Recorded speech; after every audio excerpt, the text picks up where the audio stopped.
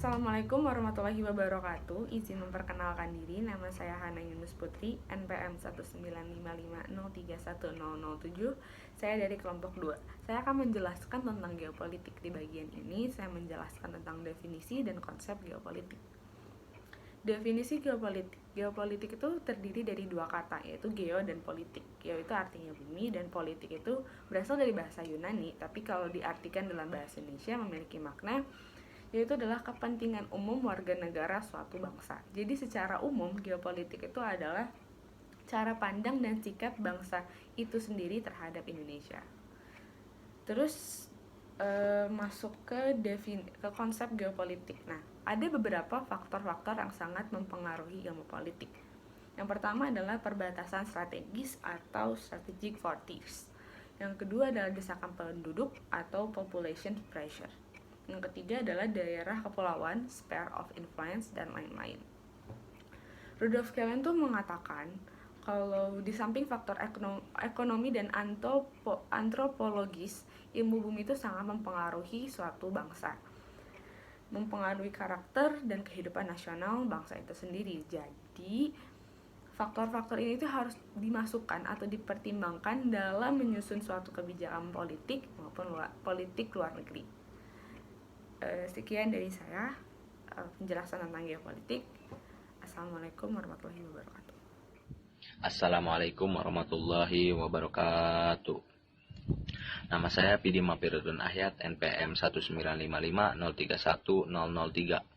Saya dari kelompok 2. Di sini saya akan menjelaskan bagian definisi geopolitik atau teori geopolitik. Menurut Friedrich Hetzel, ilmu bumi politik mempelajari geografi dari aspek politik, sedangkan menurut Rudolf Kesselen, geopolitik mempelajari fenomena politik dari aspek geografi.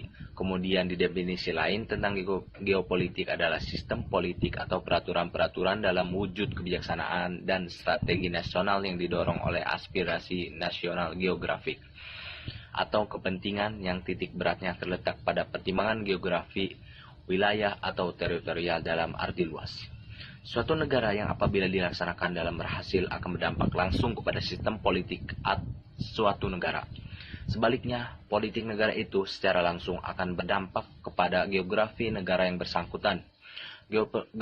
Geopolitik bertumbuh kepada geografi sosial atau hukum geografi mengenai situasi, kondisi, atau konstelasi ini, geografi dan segala sesuatu yang dianggap relevan dengan karakteristik geografi suatu negara.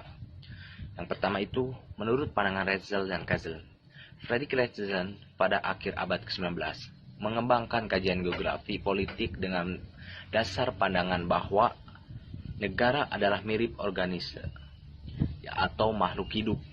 Dia memandang negara dari sudut konsep. Negara adalah suatu ruang yang ditempati oleh kelompok masyarakat politik atau bangsa. Bangsa dan negara terikat oleh hukum alam. Jika bangsa dan negara ingin tetap eksis dan berkembang, maka harus berlakulah hukum ekspansi atau pemekaran wilayah. Didampingi itu, Rudolf Kesselen berpendapat bahwa negara adalah organisme yang harus memiliki intelektual. Negara merupakan sistem politik yang mencakup geopolitik, ekonomi, kartopolitik, dan sosial politik. Kesselen juga mengajukan paham ekspansionisme dalam rangka untuk mempertahankan negara dan mengembangkannya. Pandangan Hetzel dan Kesselen hampir sama. Mereka memandang pertumbuhan negara mirip dengan pertumbuhan organisme atau makhluk hidup. Oleh karena itu, negara memerlukan ruang hidup. Secara mengenal proses lahir, tumbuh, mempertahankan hidup, menyusut, dan mati. Mereka juga mengajukan paham ekspansionisme, yaitu pemekaran wilayah, yang kemudian melahirkan ajaran adu kekuatan atau power politics atau theory of power. Yang kedua yaitu pandangan Haushofer. Pandangan demikian ini semakin jelas pada pemikiran Karl Haushofer yang pada masa itu mewarnai geopolitik Nazi Jerman di bawah pimpinan Hitler. Pemikiran Haushofer ini samping berisi paham ekspansionisme juga mengandung ajaran rasialisme. yang menyatakan bahwa ras Jerman adalah ras paling unggul yang harus dapat menguasai dunia. Pandangan ini juga di dunia berkembang di Jepang berupa ajaran Hako Ichu yang dilandasi oleh semangat militerisme dan fasisme. Selanjutnya yaitu pokok-pokok pemikiran Haushofer ada sebagai berikut. Suatu bangsa dalam mempertahankan hidupnya tidak terlepas dari hukum alam. Yang kedua yaitu kekuasaan imperium daratan yang kompak akan dapat mengejar kekuasaan imperium maritime atau menguasai pengawasan di lautan. Yang ketiga yaitu beberapa negara besar di dunia akan timbul dan akan menguasai Eropa, Afrika, dan Asia Barat. Yakin Jerman dan Italia sementara Jepang akan menguasai wilayah Asia Timur Raya. Yang keempat yaitu geopolitik dirumuskan sebagai perbatasan ruang hidup bangsa dengan kekuasaan ekonomi dan sosial yang rasial mengharuskan pembagian baru kekayaan alam dunia.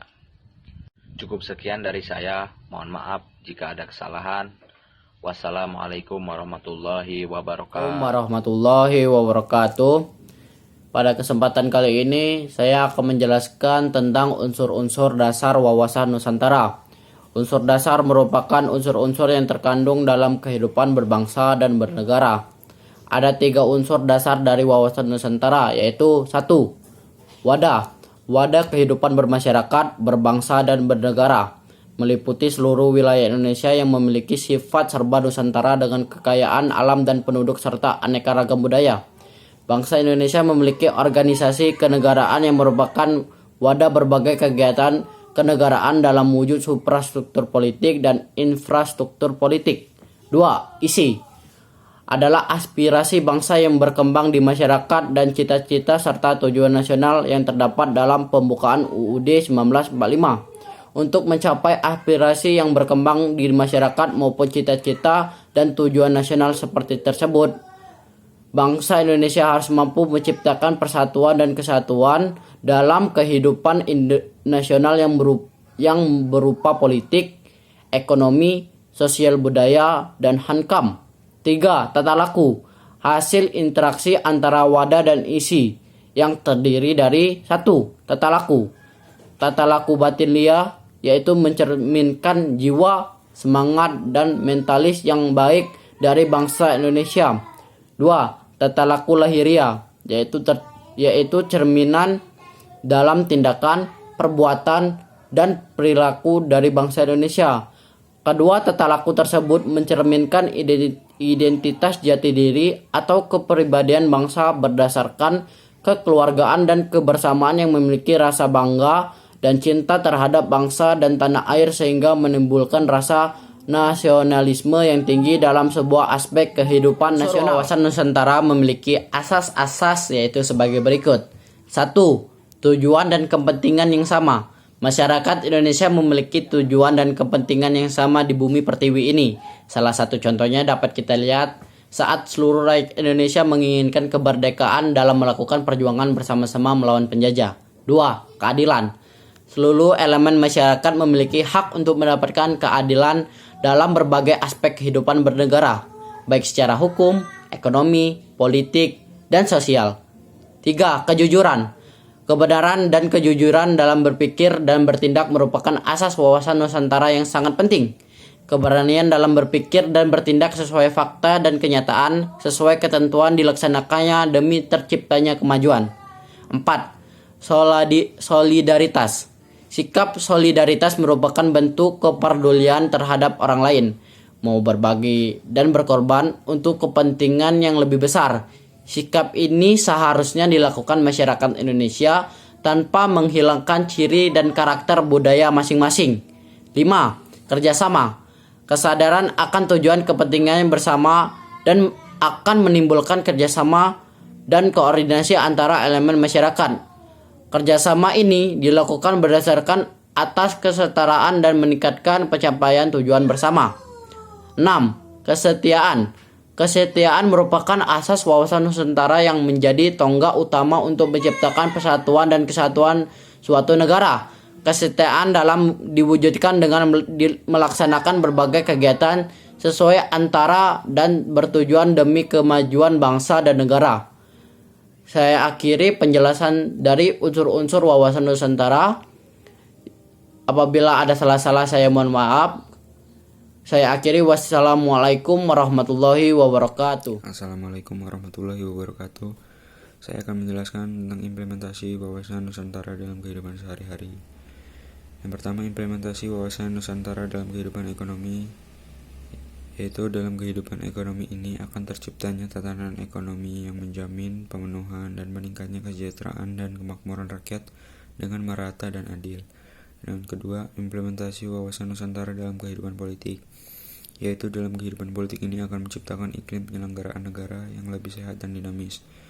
Ketiga, implementasi wawasan Nusantara dalam kehidupan sosial budaya, yaitu dalam kehidupan sosial budaya akan menciptakan sikap lahir dan batin yang mampu untuk menerima, mengakui, dan menghormati segala bentuk perbedaan atau kebinekaan sebagai kenyataan hidup, sekaligus menjadi karunia dari Sang Pencipta. Yang keempat, implementasi wawasan Nusantara dalam kehidupan Hankam, yaitu dalam kehidupan Hankam akan menumbuh kembangkan rasa kesadaran cinta tanah air dan bangsa yang nantinya apabila diterapkan akan membentuk sikap bela negara dalam diri tiap warga negara Indonesia. Sekian dari saya. Assalamualaikum warahmatullahi wabarakatuh.